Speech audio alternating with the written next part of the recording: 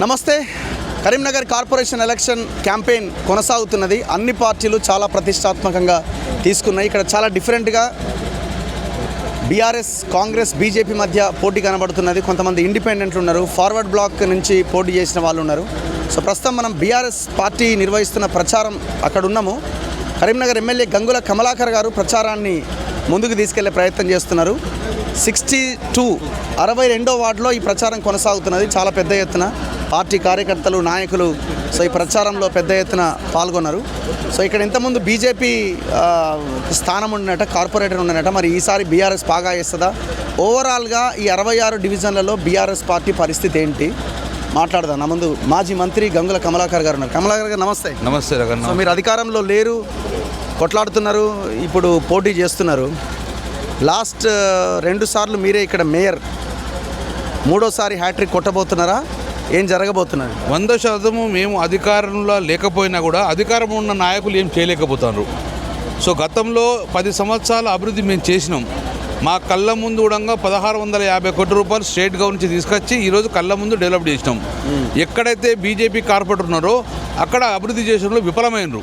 ఈరోజు మీరు చూస్తున్నారు ఇంకో రోడ్ ఇది నిజంగానే బండి సంచి నిధులు తీస్తే ఆయన వాడ కార్పొరేటర్ ఎందుకు రూపాయి పెట్టలేకపోయిండు అంటే కేంద్రం నుంచి ₹1 నిధులు రాలేదు. 10 సంవత్సరాలు రాష్ట్ర నిధులు తీసుకొచ్చినాము. ఇంకోటి స్మార్ట్ సిటీ తీసుకొచ్చింది 2016లో. అప్పుడు బండి సంజయ్ గారు ఓన్లీ కార్పొరేటరు. మేము సీఎంఎస్ నుంచి 2019లో కంప్లీట్ చేసుకున్నాము. అప్పుడు కూడా బండి సంజయ్ కార్పొరేటర్. కాబట్టి ఈ రాష్ట్ర ప్రభుత్వ నిధులతోటి, కేసీఆర్ నిధులతోటి ఈరోజు 1650 కోట్లతో నిధులు చేసినాము. అభివృద్ధి చేసింది మేమే, అభివృద్ధి చేసి కూడా మేమే. 2.5 సంవత్సరాల ఇప్పుడు కాంగ్రెస్ ప్రభుత్వం వచ్చి కేంద్రంలో బండి సంజయ్ 2 సంవత్సరాలే. 2 సంవత్సరాలలో ఒకవేళ ₹2 గిట్ట తీసుకొచ్చిన జీవో తీస్తే ఈరోజు మా జోష్ని డ్రాప్ చేసుకుని ఇంటికి వెళ్ళిపోతాం. Clear challenge. మళ్ళీ మేము ఎన్నికల ఓటు కూడా అడగము. నిధులన్నీ మోడీ నుంచి వచ్చిన నిధులే ఇవన్నీ. వీళ్ళు తెచ్చిన నిధులు ఎక్కడవి? అసలు వీళ్ళకి ముఖం ఎక్కడది అక్కడ పోవడానికి? వీళ్ళు పోయి అడిగితే మోదీ డబ్బులు ఇస్తాడా? మేము తెచ్చిన నిధులని ఆయన ఇప్పుడు జరుగుతున్న ప్రతి ప్రచార సభలో మాట్లాడుతున్నారు. సీఎం అసిరెంట్ అంటే చీఫ్ మినిస్టర్ అసిరెన్స్. 350 కోట్లు మోడీ ఇచ్చిండా, కేసీఆర్ ఇచ్చిండు, జీవో ఉంటుంది. ఈరోజు కేబుల్ బ్రిడ్జ్ 420 కోట్లు సీఎం స్టేట్ గవర్నమెంట్. మరి కేంద్ర ప్రభుత్వంలో వాటా ఉన్న స్మార్ట్ సిటీ అలా రాష్ట్ర ప్రభుత్వం వాటా 50%. ఏం నువ్వు కేంద్రం నుంచి నేరుగా స్పెషల్ ఫండ్ తీసుకొచ్చింది ఒకటి నుంచి మనం ఇప్పుడు కూడా అంటున్నాం. మళ్ళీ ఛాలెంజ్ మన తొలిగి వెలుగు రగర ద్వారా నేను ఛాలెంజ్ బండి సంజయ్ చెప్తున్నాను. ఏమని నిజంగానే స్పెషల్గా నువ్వు ఇది కాకుండా రైల్వేలో ఆయన పోతుంది, నేను తెచ్చినా ఈ చేసుకోవచ్చు, అది కాదు. స్పెషల్గా నువ్వు కొత్తగా జీవో కరీంనగర్ నగరం కోసము ₹2 తీసుకొచ్చిన ఆ జీవోను చూపించండి 7 సంవత్సరాల. లేకపోతే మీరు వేసిన రోడ్ ₹2.12 చూపించండి. మేము ఓటు అడగమని క్లియర్ చెప్తుండగా స్మార్ట్ సిటీ నిధులన్నీ మాయ అంటుండే కదా, ఏం రాలేదా? స్మార్ట్ సిటీ శాంక్షన్ అయింది 2016లో. అప్పుడు బండి సంజయ్ ఎక్కడున్నాడు? కార్పొరేటర్. స్మార్ట్ సిటీ పనులు స్టార్ట్ అయింది 2017లో. అప్పుడు బండి సంజయ్ కార్పొరేటరు. స్మార్ట్ సిటీలో పోయినప్పుడు మేము రమ్మన్నా కూడా బండి సంజయ్ రాలేదు. సో స్మార్ట్ సిటీలో బండి సంజయ్ వాటా శూన్యం. బండి సంజయ్ రాలేదు. బీజేపీ వాటా ఉంది అంటున్నాడు కదా. 100% రాష్ట్ర ప్రభుత్వ వాటా ఉంటుంది, బీజేపీ వాటా ఉంటుంది. బీజేపీ వాటా అంటే ఇక్కడ అమెరికా తీసుకొచ్చిండ్రా? ఈ రాష్ట్ర ప్రభుత్వం పట్టిన పన్నులలో మా వాటా మాకు వచ్చిండ్రు. ఆయన ఇంకోటి, నీకు నిజంగానే కేంద్ర మంత్రి ఉన్నావు. ఓకే, రైల్వే ఓవర్ బ్రిడ్జ్ కేంద్రం నుంచి నడుస్తుంది కదా, ఎందుకు కంప్లీట్ చేయలేకపోతున్నావు?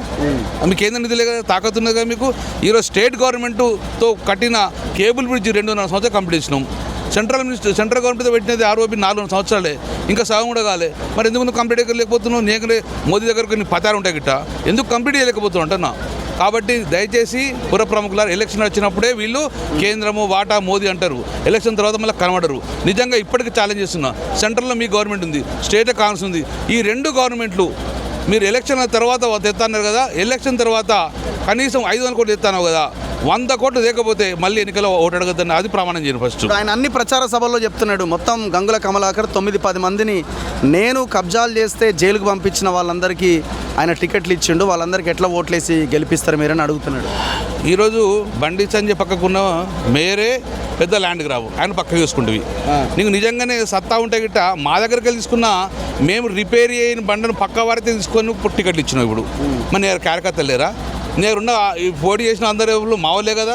మరి నీకు కార్యకర్త లేరు కదా, మేము పక్కకు వారేసిన వాళ్ళని తీసుకొని టికెట్లు ఇచ్చినావు అంటే బండి సంజయ్ అనే వ్యక్తి ఒక కార్యకర్త టికెట్ ఇచ్చి గెలిపించిన సత్తా లేదు. నిజంగా నువ్వు డెవలప్ చేసిన అనుకో, నువ్వు డెవలప్ చేసిన అంటున్నావు కదా, ఒక సామాన్య కార్యకర్తకు ఎందుకు టికెట్ ఇవ్వలేదు? బేది మహేంద్రకి ఎందుకు టికెట్ ఇవ్వలేదు?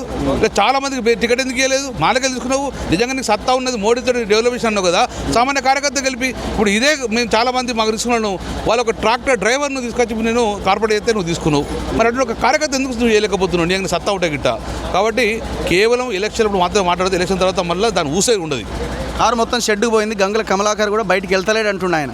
కారు మొన్న ఇక్కడ మాట్లాడుతుండే పొద్దున్నైతే మేము స్టేట్ గవర్నమెంట్ లేము, స్టేట్ గవర్నమెంట్ కాంగ్రెస్ పార్టీ అనుకున్న మమ్మల్ని అంటే అర్థమైంది. నీకన్నా ఎక్కువ అవుతున్నట్టే కదా. మేము స్టేట్లో లేము, సెంటర్ లేము. ఆయన మమ్మల్ని చూస్తే ఎందుకు నీకు భయం అంటన్నా? మా పేరు తీయలేదు, ఉండలేకపోతున్నావు అంటున్నావు. బరాబర్ ఈ రాష్ట్రంలో రాష్ట్రంతో డెవలప్ చేసినాం కాబట్టి పక్కా డెవలప్ చేసింది మేమే. రేపు డెవలప్ చేసే నమ్మకం మీకు ఉన్నది కాబట్టి వాళ్ళు మా వైపు చూస్తారు ప్రజలు. ఎందుకు మీరు కూడా బండి సంజయ్ని ఫోకస్డ్గా మీరు మాట్లాడుతున్నారు?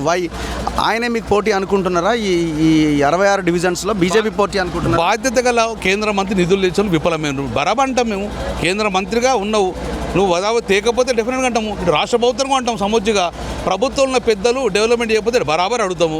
మేము ప్రభుత్వం లేము, మమ్మల్ని టార్గెట్ చేసిన అర్థమైంది. మేము బరాబర్ మేము అప్పర్లు ఉన్నట్టే కదా, మేము వాళ్ళందరికీ ధీటుగా మేము ఉన్నట్టే కదా. ఎందుకు మేమంటే భయం అని మేము డిమాండ్ చేస్తున్నాం. ఎందుకు మేమంటే భయం? కేంద్రం లేవు, రాష్ట్రం లేదు. మరి మా కారు షెడ్డుగా వినప్పుడు నువ్వు ఎందుకు మా గురించి భయపడుతున్నావు? 100% ఈరోజు లీడింగ్లో మేము ఉంటాము. ఈ 2.5 సంవత్సరాలలో మోసం చేసిండ్రు కాంగ్రెస్ పార్టీ, బీజేపీ ప్రజలకు తెలిసిపోయింది. 2.5 సంవత్సరాలు ఒక్క రూపాయలు తెలియదు. తెస్తే మరి ఈ రోడ్ ఏంది? మీరు చూపించండి, ఈ రోడ్ ఏంది? ఈరోజు బీజేపీ ప్రభుత్వం ఉన్న కార్పొరేటర్ 5 సంవత్సరాలు ఉన్నాడు. మరి బండి సంజయ్ ఇక్కడ 5 కోట్లు తీసుకెళ్ళలేకపోయిండు, ఒక్క రోడ్డు ఎందుకు వేయలేకపోయిండు? సో 100% విఫలమైంది ప్రభుత్వం, కేంద్రంలో రాష్ట్రం విఫలమైంది. నిధులు ఎట్లా ఫెయిల్ అయిపోయింది. సో ఇప్పుడు పోటీ బీజేపీతోనా మీకు కాంగ్రెస్తోనా? 100% గత 10 సంవత్సరాలు సింగిల్గా స్వాతంత్రం వచ్చినప్పుడు సింగిల్గా మేము మేయర్గా ఏర్పాటు చేసింది 60 వార్డులకు 33 వార్డులు మేము కైవసం చేసుకున్నాము. సో ఇక్కడ అలయన్స్ లేదు, ఫస్ట్ టైము. డెఫినెట్గా మీ కూడా ఈసారి సింగిల్ మేము స్థానం సంపాదించుకుంటాము. ప్రజలు ఆ రకంగా ఉన్నారు కాబట్టి డెఫినెట్గా మాకు పోటీ 2వ స్థానంలో కాంగ్రెస్ బీజేపీ ఉంటుందని మేము భావిస్తున్నాం. కాంగ్రెస్ ఉంటుందా బీజేపీ ఉంటుందా సార్? మీరు ఫస్ట్ ఉంటుందని మీరు అంటున్నారు. 100% మా ఇద్దరు సమోజ్యంలో ఉంటారు, మాకు దూరంగానే. వాళ్ళు ఎట్టి పసూడంగా మమ్మల్ని ఓడగొట్టే ప్రయత్నం చేస్తారు.